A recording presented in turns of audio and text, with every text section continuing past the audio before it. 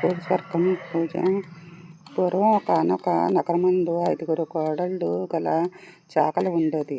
ఆ కోడళ్ళకి ఆఖరి కోడలంటే వాళ్ళెవరికీ గిట్టేది కాదు. అందువల్ల వీళ్ళు ఏం చేసినా, ఏ పండగ పబ్బం వచ్చినా చిన్న కోడల్ని పట్టించుకునేవారు కాదు. వారు తమతో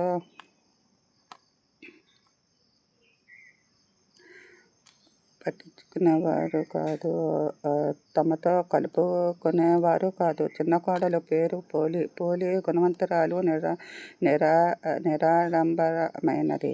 వారంతా తనను ఎంతో వెలితిభావంతో చూచినా ఏ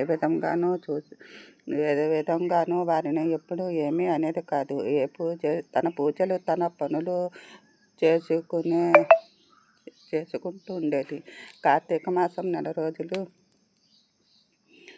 తోటికోడలు, అత్తగారు నది స్నానానికి వెళ్ళేవారు. పోలిని ఇంటి దగ్గర కాపలా ఉంచేవారు. ఇంటి వద్దనే ఉన్న తన ఇంటిలోని ఇంటి వద్దనే ఉంచి మజ్జిగ చేసే తీయగా చివరన కవ్వాన కంటిన వెన్నను తీసి పత్తి చెట్టు వద్ద కింద పడిన పత్తితో వత్తిని చేసి ఆవనితో దీపారాధన చేసి దేవారాధన చేసేది. నెల్లాళ్ళు ఇలా ఎంతో భక్తి ఆరాధన చేసిన ఆమె భక్తికి దేవతలు మెచ్చి దేవదేవతలతో ఆమె కోరిక విమానం పంపించారు. దేవతలు ఆ విమానంలో పోలిని కూర్చుండబెట్టి స్వర్గానికి బయలుదేరారు. అది చూసిన ఇరుగుపొరు వారు ఊరిలోని వారి స్వర్గానికి వెడుతున్నది సంభ్రమాచారాలతో కేరింతలు కొట్టిరి.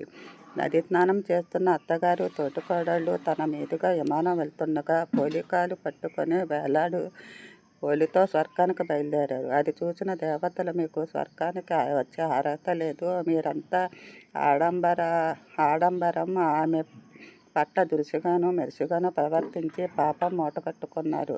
పోలి పరమభక్తురాలు, సాధ్వీమణి. మిమ్మల్ని కానీ మరెవరిని కానీ కించిత్ పరివాక్యములతో తోలనూడలేదు. కార్తీక మాసం 4 రోజులు భక్తితో జ్యోతిని వెలిగించి ఆమె మాత్రం స్వర్గానికి వచ్చుటకు అర్హురాలు. మీకు ఆ అదృష్టం లేదని వారిని దూతలు కిందకు తోసినారు. శత భక్తి సాత్వికత. మీకు అదృష్టం లేదు, వారిని దూతలు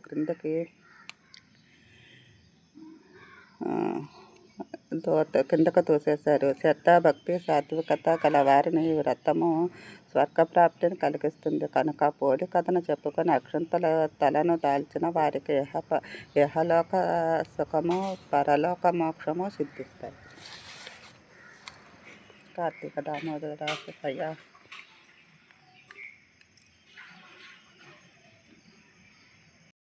తెలుసు పోలి స్వర్గంకి పంపిన రోజు